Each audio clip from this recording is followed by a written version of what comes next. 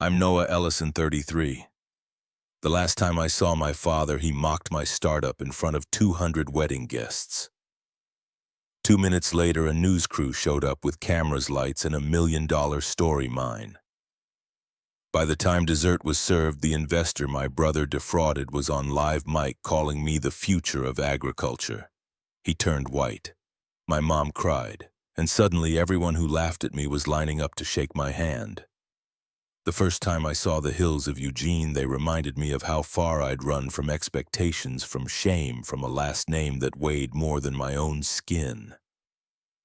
I built something out here, something green, something mine. Greenfront AgTech wasn't just a startup. It was a rebellion, quiet and rooted against everything my father believed made a man successful. Each morning I walked through rows of vertical green towers, hydroponic roots humming under LED lights. It smelled like growth, like independence. The team called me founder, but most days I just pulled weeds and solved sensor glitches with dirt under my nails. I loved that part, that silence, that ownership. Still, every week an email came through the PR inbox asking if Charles Ellison, renowned former marketing executive and committee chair of the Bend Chamber of Commerce, was my father. I never replied. My dad once said, "Men who dig in dirt stay there." He said it at Christmas dinner in front of 12 people. I laughed then. I didn't now. Last month I finally called him. I don't know why. Maybe I wanted to offer an olive branch. Maybe I just wanted him to know that I was doing fine without the family name. He answered like he didn't expect me to. "Well, if it isn't the prodigal farmer," he said. "What can I do for the man reinventing tomatoes with microchips?" It wasn't even the words, it was the tone, like I was still a joke. I told him Greenfront just signed a pilot program with Oregon's Department of Agriculture, that we'd secured a 7-figure green innovation grant, that we had real traction. "That's nice," he said, like hearing I adopted a stray dog. I felt it then, that old anger pulsing beneath the skin, the kind that simmers, not boils. I swallowed it and asked if he'd be at Mason's wedding. "Of course," he said. "It's not every day your successful son marries a district attorney." That night I stared at the ceiling above my studio in Eugene. The grow lights buzzed in the next room. I didn't sleep. Not because of what he said, but because part of me still wanted him to say something else. When I walked the field the next morning, dew clung to the kale leaves like glass beads. I stopped in the greenhouse and stared at the first prototype I'd ever built. It was crooked, patched together with PVC and secondhand fans. But it worked. That was more than I could say about most of the relationships I left behind. The truth was, I hadn't spoken to my brother in nearly 4 years. Mason and I were never close, not since we were kids, and he realized he could out-talk me, outshine me, and make our parents laugh with less effort. Where I was cautious, he was charismatic. Where I built, he sold, and he sold well. When Mom emailed me about his engagement last winter, it felt more like a public service announcement than a family invitation. Still, her voice cracked over the phone when she mentioned the wedding. "It's going to mean a lot to your father if you come," she said. I didn't answer, but I showed up, quietly, alone. Now the invitation sat on the table near my sink, a thick ivory envelope with embossed gold lettering. "Mason Ellison and Rachel Dean request the honor." It looked expensive, tasteful, just like Mason. Olivia noticed it one morning when she came by with samples from the soil testing lab. She tilted her head and asked if I was going. I hadn't told her much about my family, just enough. She didn't press. That's something I always appreciated about her. She knew when silence said more than answers. I made coffee, handed her a mug, and changed the subject, but my mind stayed on it. The wedding, the weight of old rooms, of old names. Later that day, as I tightened bolts on the irrigation rig, my phone buzzed. A text from an unknown number. "Looking forward to seeing you next week, big bro. Don't bring the lettuce." Mason. I stood there, grease on my fingers, sun hitting the edge of my shoulders, and stared at those words until they blurred. That wasn't just a message, that was a jab straight from the past, and that's when I knew. I wasn't just going to attend that wedding.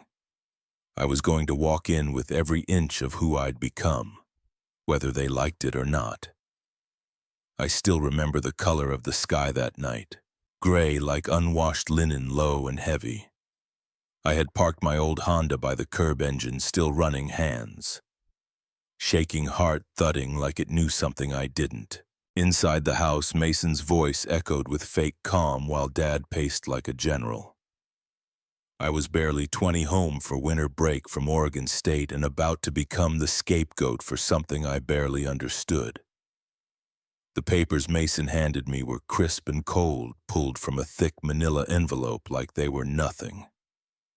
Just a formality, he said, some transfer for tax purposes. A side investment for the family to help Dad. I remember hesitating, reading the words I barely understood. Mason rolled his eyes, nudged my shoulder. Come on, it's Dad's, we're just doing some restructuring. This makes it cleaner on paper, I signed. It didn't feel wrong then, just bureaucratic, legal, helping.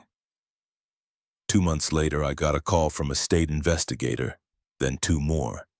They asked about Ellison Trust Holdings, about nonprofits, about $250,000 moved in irregular patterns. I thought it was a mistake. Then I saw my name on registration records. Then I saw my digital signature on documents I never reviewed. Then I panicked. Dad didn't yell when I confronted him. He looked tired, disappointed. This isn't about you, Noah. You signed yes. But that's all. It's clean. No one's going to come after you. We just needed someone off the radar. I didn't sleep that night. I didn't sleep the next. Mom knocked once on my door but never came in. When I asked her if she knew, she didn't answer. Just said, "Your father handles business." That was when something inside me collapsed. Not from anger, from clarity. I packed 2 bags, left a note, took the Honda and drove until the highway blurred and the silence became louder than any apology I never received. I ended up in a town outside Pendleton, rented a room over an old barn, took work wherever I could, cleaning pig pens, fixing broken pipes, eventually landed at a community garden project where they let me sleep in the tool shed for a month. That's where I met Grace. She ran the garden like a retired general and taught me how to grow without wasting a drop of water. She never asked what I was running from, just handed me a pair of gloves and said, "If your back aches, it means you're doing it right." For the next few years, I disappeared. No phone, no bank account under my name, no social media. I rebuilt myself with seed catalogs, broken greenhouse panels, and sunburned arms. I learned about micro-irrigation solar panels and how to program basic sensors to track nitrate levels in soil. Mom emailed me once every few months. Short, dry updates. Hope you're okay. Let me know if you need anything. Love, Mom. I never replied. Then one day I did. I sent her a picture of the first lettuce we sold at the co-op. No message. Just the picture. She never responded. Years passed. I moved closer to Eugene and started Greenfront with a grant and 6 people who believed food didn't have to destroy the planet. We worked long days, ate standing up, slept on floors.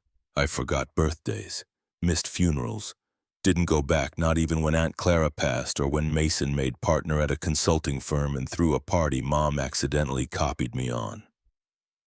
But I watched from a distance, through press releases, LinkedIn updates, awards, Charles Ellison being honored at the Bend Civic Center, Mason posing with state senators, and me, the one who signed the wrong paper and walked away. That's who I was. That's who they made me. But not anymore. She walked into my life again on a Tuesday holding a notebook, a press badge, and a coffee that had gone cold on the drive from Portland. I didn't recognize her at first. Not completely. The haircut was new, the coat more structured, but her eyes, sharp and steady, stopped me in my tracks. I was in the middle of a demo at the Greenfront greenhouse, explaining how our sensor network minimized water waste when she appeared at the back of the group. Our eyes locked for a moment too long enough for the intern beside me to pause mid-sentence. "Olivia Hale," she said, environmental correspondent, Evergreen Journal. My throat dried instantly. We shook hands like strangers. Professional. Cold. But I felt that old weight, the years between us, collapsing into a single breath. After the group dispersed, she lingered. I offered her a tour. She said yes. We walked past kale rows and UV panels, the silence louder than any question she could have asked. Finally, at the bench where we stored seedlings, she turned. "So this is what you left for?" I nodded. She studied my face like she was looking for something to blame. "I didn't expect to find you here," she said. "Neither did I." I replied. It had been 4 years since she walked out of our apartment in Portland. Back then, I had just left my family's shadow, but I hadn't yet found myself. She loved me, but she didn't believe in where I was going. Not when everyone we knew called me the dropout, the runaway, the guy with dirt under his nails and no retirement plan. We sat on the greenhouse steps until the sun dipped behind the tree line. She asked about the project. I told her everything, not to impress her, just to say it aloud to someone who once mattered. She stayed that night and the night after. The weeks stretched into months. The silence between us turned into conversations, meals, habits. One morning, she brought me a mug of coffee and said she had canceled her lease in Portland. We didn't label it. We just continued. Then last Thursday, she opened the mail. I was fixing the outdoor compost filter. She stepped outside with a white envelope in her hand. "You got this," she said, holding it up. I dried my hands, took it, but she was still holding another envelope. She hesitated, then added, "So did I. The same envelope, the same ivory paper. Mason Ellison and Rachel Dean request the honor." We looked at each other. "My name's on your invitation," she said quietly.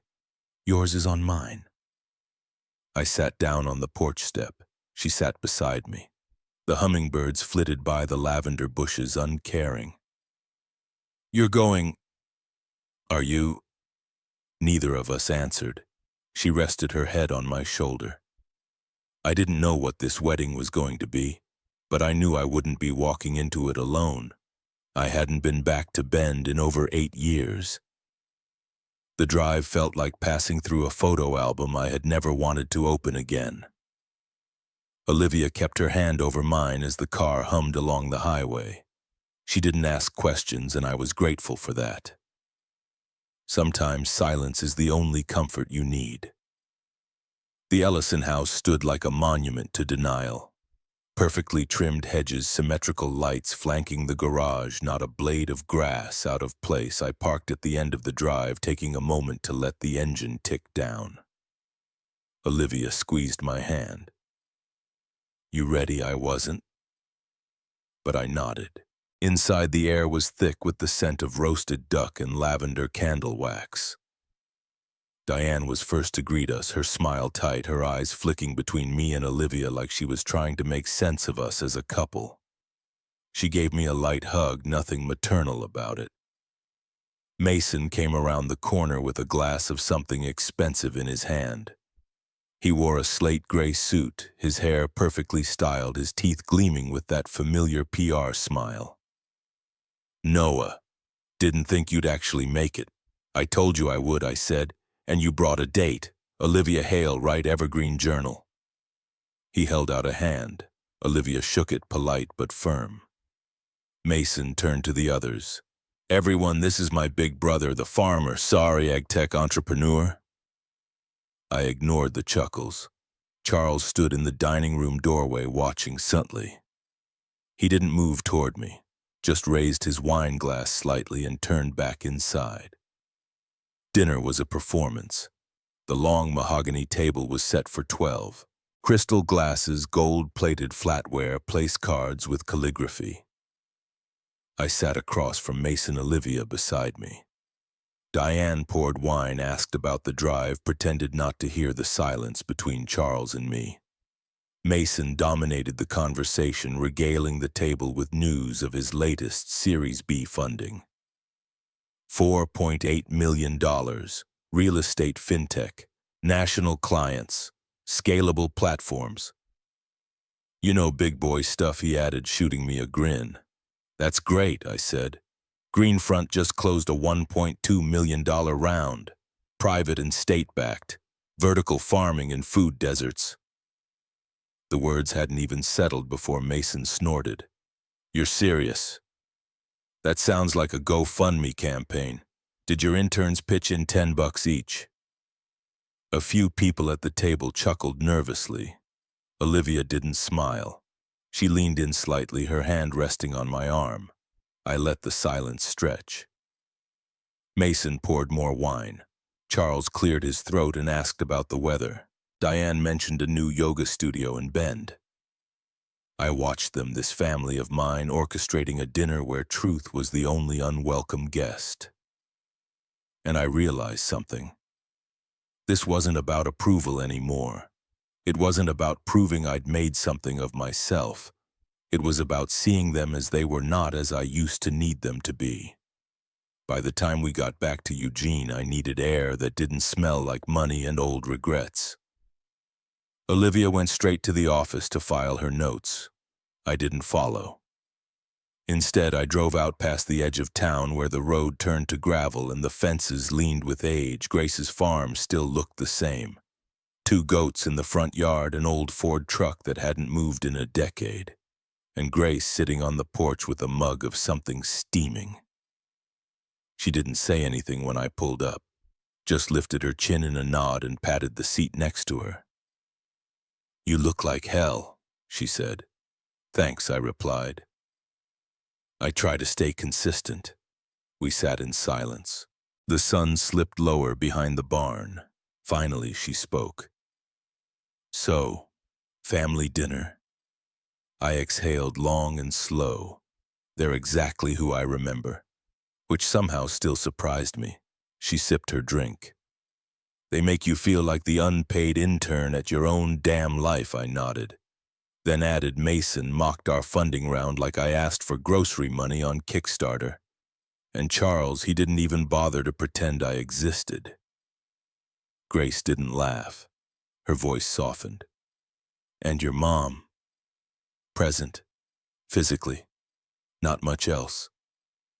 She nodded again like she'd been expecting that. I looked out toward the orchard. Do you remember when I showed up here all bones and paranoia? You had 3 shirts and a chip on your shoulder bigger than that greenhouse frame we built. I smiled for the first time that day. I used to think walking away was strength. Now I think staying silent might have just been fear. She turned toward me. You want to talk about what really happened back then? I hesitated. Then I told her. Not just the version I'd rehearsed for therapists or journalists. The truth. In 2010, Charles had called me back from college over winter break. Said he needed help sorting out some paperwork for a non-profit trust. Mason was there, all smiles and smooth talk, just like always. They handed me a stack of forms, said it was just legal cleanup. I signed. I didn't understand most of it, didn't ask enough questions. 2 months later, I was getting calls from regulators. Turns out the trust had funneled money through shell accounts that funded Mason's real estate flips. When things got messy, my name was on every document. I confronted Charles. He didn't deny it, just said it was cleaner that way. I had no assets. I was the safest option. And Diane, Grace asked. She cried, then said she trusted him, that he knew what he was doing. Grace's jaw tightened. And you just let it go. I ran. I disappeared. I didn't have the fight in me then. She looked out at the field, then back at me. You do now. I didn't answer. I didn't know. We sat quietly for a while. The goats wandered closer. One of them nudged my knee. Grace put her mug down. You've built something real, Noah. And not just crops, people, systems, trust. That's yours, not theirs. I know. So why are you still letting their shame live in your lungs? I had no response. Only the rising wind and the memory of Charles's smirk. Before I left, she handed me a small box. Inside was the rusted bolt we had dug out of the collapsed greenhouse frame years ago. You said it was useless, she smiled, but it held the whole thing together once. I held it in my hand, the whole drive back. By the time I got back to the farm, the bolt was still in my palm, warm from my skin. Olivia was in the greenhouse cataloging new sprout batches. She didn't look up when I walked in. I slipped the bolt into my jacket pocket and cleared my throat. She turned, eyes narrowing slightly. Long drive, I nodded. Just needed to breathe a bit. She stepped toward me, brushed dirt from my sleeve, then handed me her phone. Call came while you were out, from Portland, a producer. I stared at the number on the screen. Unfamiliar, but the message beneath it was clear. We're featuring you, she said. Greenfront, the new face of sustainable agriculture, some project called Next Green Giants. They want to film a segment. Next week. My mind clicked through the logistics. Our farm wasn't camera ready. The tech was clean, but the crew's break room still had a leaky window. Olivia watched my face as the thoughts scrambled. I haven't said yes, she said quietly. Why not? Because I wasn't sure if you'd want the attention, especially now. I nodded slowly. Cameras weren't the problem. Exposure wasn't the problem. Timing was. They want to shoot at the farm, I asked. She hesitated. They actually asked if you'd be willing to do part of the shoot off-site. In Bend. Said it'd be powerful to see your return home contrast the roots of where you came from with what you've built. I let out a short laugh. Of course they did. Her fingers grazed my arm. We don't have to do this. Just say the word. No, I said. Let them come.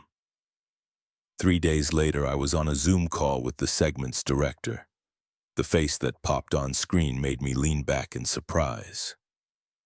Cam Rivera, lean, bald, fast-talking. Same guy I testified for in 2022 when his documentary on synthetic fertilizers got pulled into a lawsuit. I had been the whistleblower back then, helped him link soil samples to cancer clusters in rural schools. That case nearly derailed a billion-dollar acquisition. You, he grinned. I was hoping they'd land you. Didn't know you were behind this, I said. Well, the planet's still burning and Big Ag still sucks. So I figured if we're profiling the future, we better start with someone who actually gives a damn. We talked logistics. He wanted to shoot interviews at the greenhouse, drone footage of the solar fields, and a sit-down at a local market where Greenfront sold produce.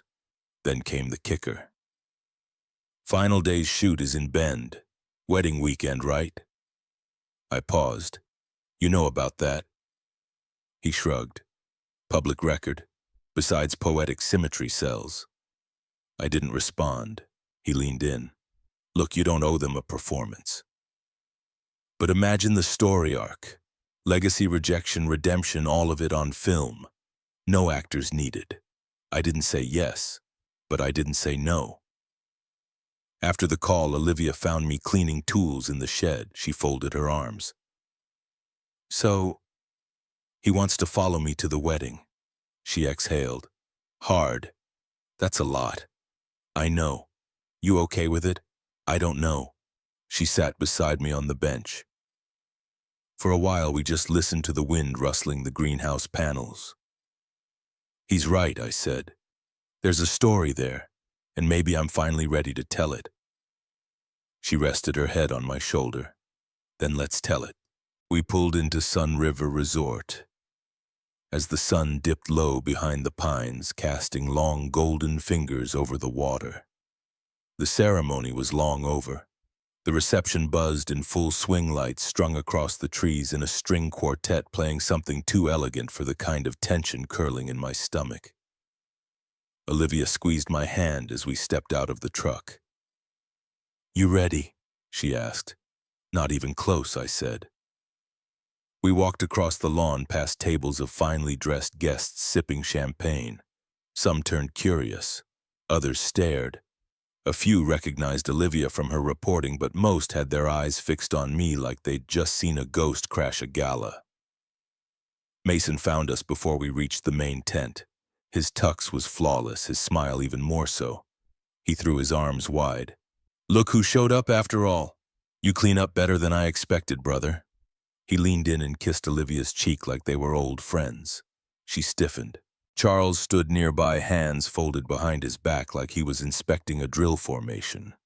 His nod was curt. "You're late," he said, "but I suppose better than not showing at all." "Thanks for the warm welcome," I replied. Rachel appeared then, glowing in ivory, all grace and PR poise. She hugged Olivia and shook my hand like I was a donor at a campaign event. I couldn't tell if she knew the history or just chose to ignore it. Inside the tent, waiters passed hors d'oeuvres on trays and someone made a toast I didn't catch. Olivia tugged me toward a quieter corner where a tall woman in a sleek navy dress stood swirling red wine. "Emily Ross," Olivia whispered. "Angel investor, wrote an op-ed last year about ethics in venture capital." I nodded. The name rang a bell. Then it hit me. One of the exposés Olivia worked on had mentioned her. A lawsuit. Fraud in a tech deal. We were about to pass when her gaze snapped to mine. "You're Noah Ellison," she said. Her tone wasn't sharp, just surprised. I offered my hand. "That's me." She shook it firm. "I read about Greenfront. Didn't expect you to be here." "Family wedding," I said. She looked past me toward Mason, who was laughing with two congressmen near the dessert table. "Interesting family." Olivia stepped in. "We met once, Ms. Ross. I'm Olivia Hale. You gave a keynote at the Green Tech Forum in Seattle. You spoke about rebuilding founder trust." Emily's eyes lit with recognition. "Ah, yes. I remember you." Smart questions, hard room. We made small talk, but there was tension under the surface. She kept glancing at Mason, and I wondered just how tangled their history was. Later, as the band started playing and couples drifted to the dance floor, Emily reappeared with a glass of bourbon and handed it to me. "Just in case you need armor," she said. "Thanks," I replied. She leaned in slightly. "Watch your back tonight. Not everyone here is happy you're in the spotlight again." Before I could respond, she walked off toward the bar, her heels silent on the turf. I turned to Olivia, whose brows were drawn tight. "You okay?" I asked. She nodded. "That woman doesn't say things lightly." I downed half the bourbon in one gulp. The night had only just begun. The waitstaff moved like a choreographed dance around the candlelit tables, setting plates with silent precision. I sat with Olivia at one of the long wooden tables under the string lights, watching Mason glide from group to group like a man rehearsing his acceptance speech for a role he already believed he deserved. Rachel stayed close by, smiling tightly at the older guests, nodding at every compliment like she had trained for it. My seat was 3 spots away from Charles, who hadn't said a word to me since our arrival. He looked like he had been carved from stone, rigid and polished, sipping his scotch with the same disdain he once reserved for my career choices. I caught Diane's glance once or twice across the table, but she looked away each time, her fingers twitching at her cloth napkin. A man in a black suit with a clipboard approached the head table and whispered something to Rachel. She nodded, then stood and clinked her glass with a spoon. The murmurs quieted. "Thank you all for being here," she said, her voice sweet but firm. "It means the world to Mason and me that so many of you traveled all this way. We are so lucky to be surrounded by friends, colleagues, and family who have supported us throughout our journey." She gestured to Charles. And now Mason's father, Charles Ellison, would like to say a few words. Charles stood, slowly adjusted his cufflinks, and gave a thin smile. The kind you give before saying something you know might land hard. Thank you, Rachel, and thank you to everyone here tonight. It's a rare thing to see a room so full of excellence and ambition. Looking at my son, I see the culmination of what this family has always strived for. Success, respect, leadership. He paused, letting the praise settle like dust over the table. Not everyone takes the traditional path. Some forge their own, digging through the dirt, trying to grow something. Not all of us choose the path of prestige, of purpose. A few polite chuckles, mostly silence. Mason laughed louder than anyone, but Mason Charles continued, turning to him. Mason has always aimed high, and today he's marrying a woman who shares his vision, a real power couple. We couldn't be prouder. My chest tightened. Olivia's hand found mine under the table, her grip firm. Charles lifted his glass. To Mason and Rachel, may your legacy be as strong as your ambition. Glasses clinked. Applause followed, light and awkward. I felt like I was standing in a spotlight that hadn't been turned on yet. Mason leaned over just loud enough for me to hear. At least I didn't turn farmland into a startup pitch deck. He chuckled and took another bite of his steak. I didn't say anything. I didn't trust myself to. Rachel moved on to thank more guests. Speeches continued from friends, a law school roommate, a former boss. All polished, flattering, forgettable. My fork scraped across my plate. Olivia whispered, "You don't have to prove anything tonight." I know, I said, but that wasn't entirely true. When dessert came, mini lemon tarts and chocolate mousse. Emily Ross approached the table. She wore a navy silk dress and a diamond necklace that caught every flicker of candlelight. She looked directly at me. "Noah Ellison," she asked. "That's me." I thought so. I wasn't sure at first, but then I remembered Olivia's piece on Greenfront. Impressive work. "I'm Emily." She held out her hand. We shook. "I've been following your work since the Benton County Water Reclamation Project," she continued.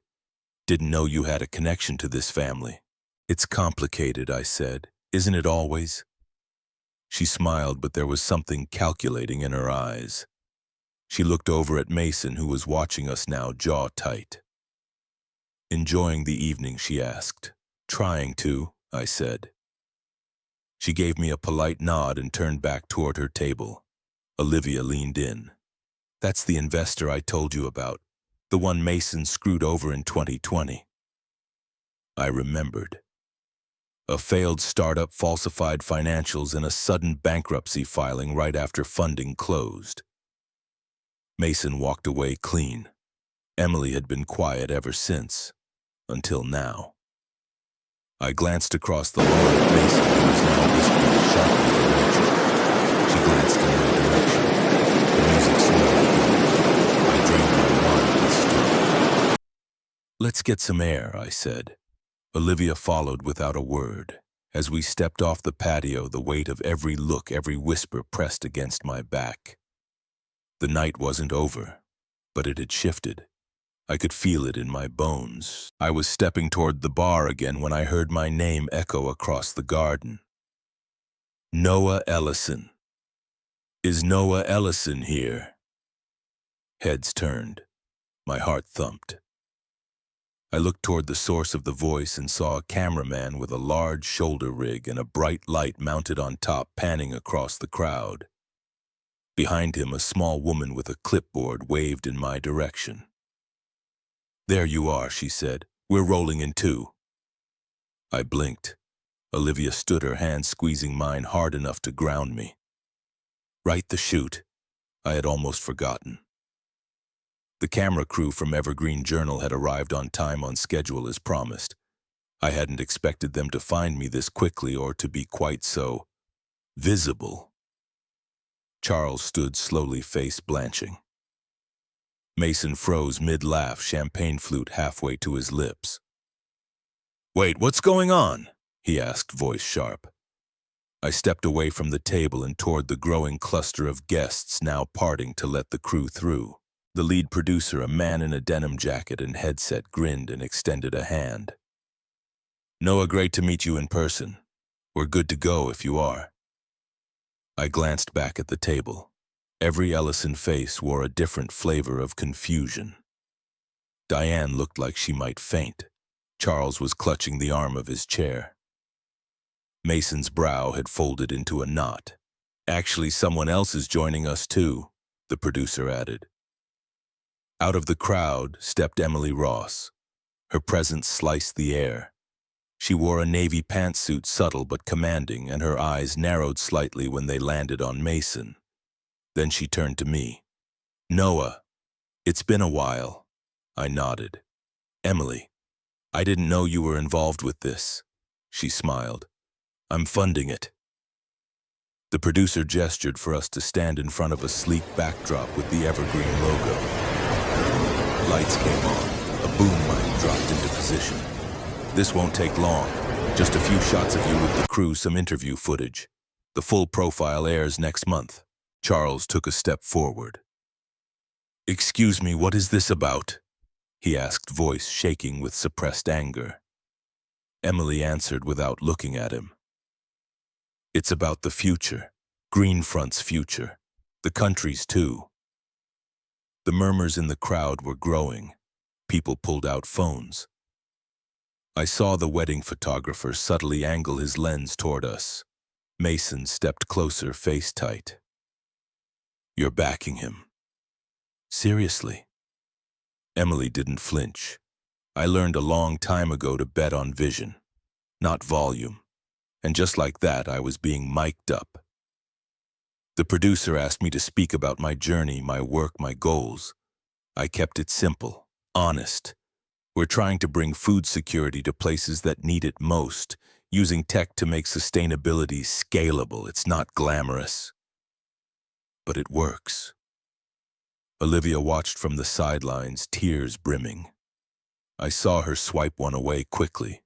The camera light faded. Applause broke out, awkward at first, then steady. The crowd that had been milling around the cake table was now clapping. A few guests approached for selfies. One woman asked for my business card. Back at the head table, Charles sat down hard, hands clenched. Mason stormed off toward the valet circle. I stood in the middle of it all, stunned but steady. I wasn't invisible anymore. And it wasn't because I demanded attention. It was because I had done the work, and now the world was finally looking. The camera flashes hadn't stopped since the segment aired. One minute I was the punchline, and the next I was being asked which sustainable polymer we used in our irrigation rig by someone who had just dismissed me as the salad guy. A few younger guests asked for selfies holding their champagne flutes like microphones. It wasn't ego I felt. It was a strange kind of validation, the kind that didn't need applause to settle in. Mason was nowhere in sight. Neither was Charles. Olivia stood close, her arm hooked gently into mine like an anchor. Emily had vanished after her on-camera moment, but her words lingered like a wake-up bell none of them could snooze. Greenfront is the future.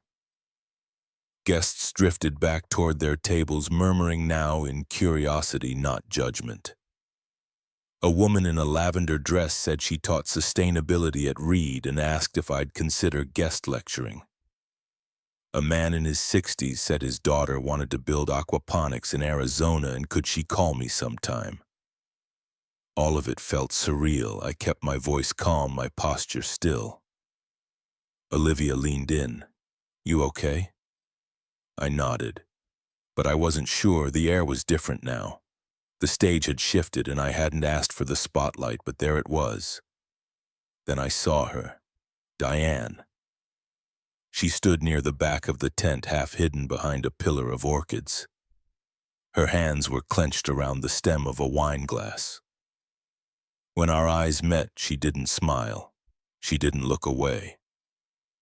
I excused myself and crossed the tent. She met me just outside beneath the overhang near the catering prep area. It was quieter there. The murmur of plates and the occasional clink of glasses reached us like echoes. She looked older than I remembered. Not aged, just tired. "Noah," she said, and her voice cracked. I waited. I should have stopped him. I should have told you everything when it happened. She looked down at the ground, then back at me.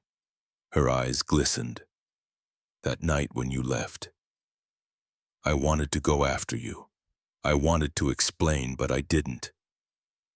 I let your father convince me it was better this way, that it would all go away, that you'd be fine." Her voice was shaking now. "I wasn't fine," I said quietly. "I know." She stepped closer like she wanted to hug me, but I didn't move. I was afraid, she admitted, of losing him, of losing everything we built, but we lost you instead. Silence sat between us like a third person, heavy, familiar. He used you, and I let him. Mason knew. He always knew, but he never paid for it. You did. I looked at her for a long time. This woman who had once tucked me into bed during thunderstorms, who'd taught me how to cook eggs and drive stick shift, who had also stood by while I was sacrificed for their image. I didn't say I forgive you. I didn't say anything.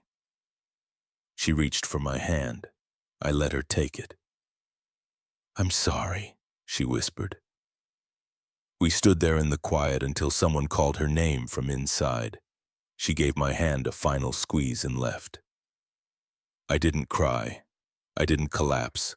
I just stood there feeling every second of the years that had passed, the weight of silence, the space between what we needed from each other and what we gave instead. Olivia found me a few minutes later. She didn't ask what happened, just took my hand. "I think we should leave soon," she said. "It's not our party anymore." I nodded. As we walked toward the car, guests still mingled. Some watched us go. Others returned to their wine and laughter, the kind that always came easy in families that never broke apart. But I didn't feel bitter. For the first time, I wasn't running from them. I was walking toward something entirely mine. Monday mornings used to mean opening the greenhouse by myself, checking irrigation logs and sipping lukewarm coffee as the fog lifted off the hills. Now they meant back-to-back meetings, investor calls, and onboarding packets. Greenfront's new office sat on the edge of downtown Eugene, a renovated shipping warehouse, with floor-to-ceiling windows and 22 desks all filled. I arrived early before the hum of conversation and printers kicked in. The space still smelled like fresh paint and ambition. Olivia was already there, cradling her coffee and reviewing notes for her latest op-ed. We had grown into this together, this phase of our lives. She never said it, but I knew she was proud. By 10 a.m., the mood shifted. Our receptionist buzzed in with a packet marked International. I opened it slowly, unsure what to expect. Inside was a letter from a venture firm in Copenhagen. They'd read about the next Green Giants feature. They were interested in a Series A. 7 figures. Climate tech. I sat with that for a long time, then forwarded it to our CFO with a simple note. "Let's talk." Later that afternoon, Olivia forwarded me a news alert. Emily Ross had filed a whistleblower report with the SEC.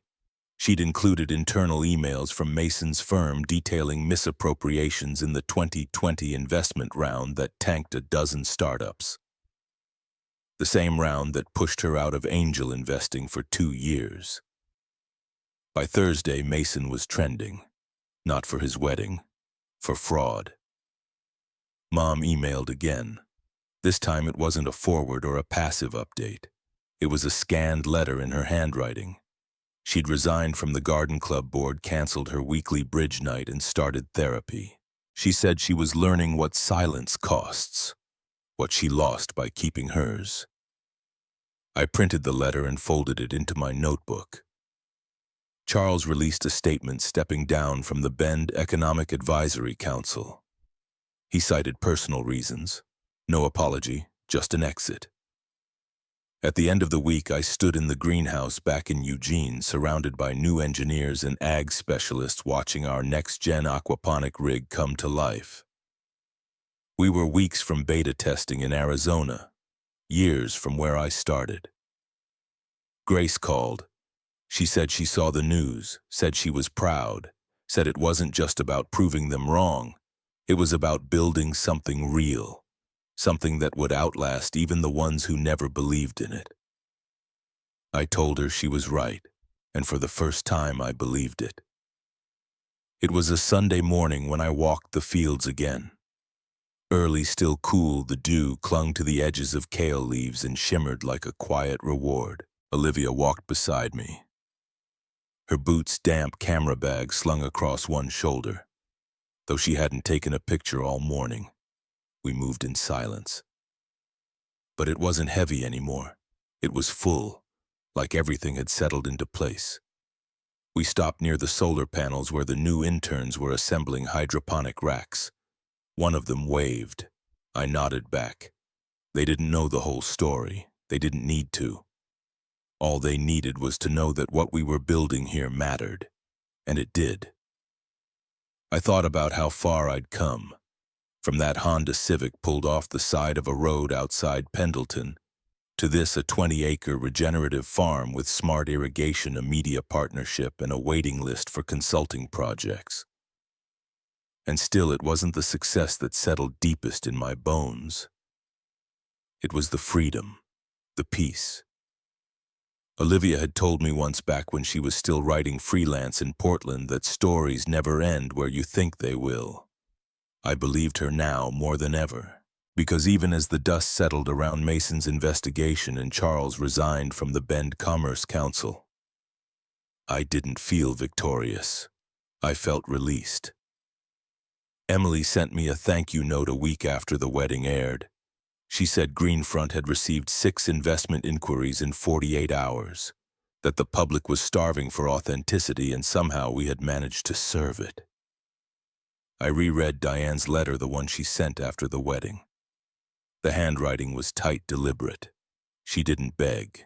She didn't excuse. She simply told the truth.